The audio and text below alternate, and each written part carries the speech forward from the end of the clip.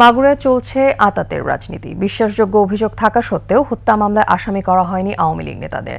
বিএনপির ত্যাগী নেতাদের অভিযোগ, সাবেক হাসিনা সরকারের সুবিধাভোগী হওয়ার কারণে অর্থের বিনিময়ে আতাত করছেন জেলা বিএনপির কয়েকজন নেতা। মাগুরা প্রতিনিধি মাসুম বিল্লার তথ্যচিত্রে রিপোর্ট করেছেন খুরশিদ আলম মুকুল। ছাত্র জনতার আন্দোলনে গত ৪ আগস্ট মাগুরার পান নান্দুয়ালি এলাকায় মেহেদী হাসান রাব্বি ও ফরহাদ হোসেন গুলিবিদ্ধ হয়ে শহীদ হন।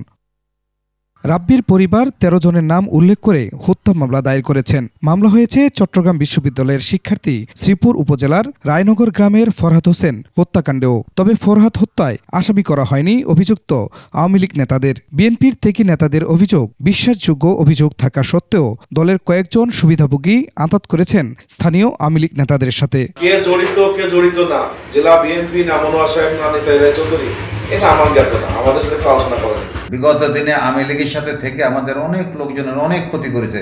তারাই এখন বিএনপির সাথে এসে আমাদের উদ্বোধন কিছু নেতার প্রশ্রয় এই কাজগুলো করতেছে। একমাত্র ওয়ালটন এসি দিচ্ছে 1 বছরের রিপ্লেসমেন্ট গ্যারান্টি।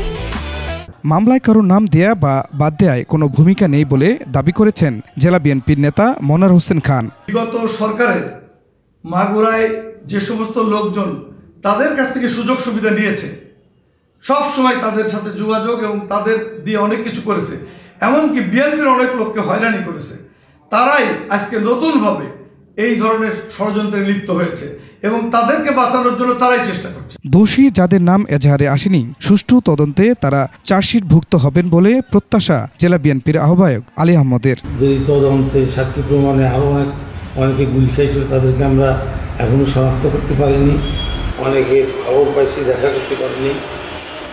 সে পুলিশ নিশ্চয়ই তদন্ত করে যদি আরও কোনো আসামি থাকে তবে তাদেরকে আসামি শ্রেণীভুক্ত করবে, এটা আমি আশা করি। ফরহাদ হোসেন হত্যা মামলার তদন্ত কাজ চলছে বলে জানিয়েছে মাগুরা সদর থানা পুলিশ। রাব্বি হত্যা মামলাও তদন্তাধীন আছে। খুরশিদ আলম মুকুল, ডেস্ক রিপোর্ট, ২১ টেলিভিশন।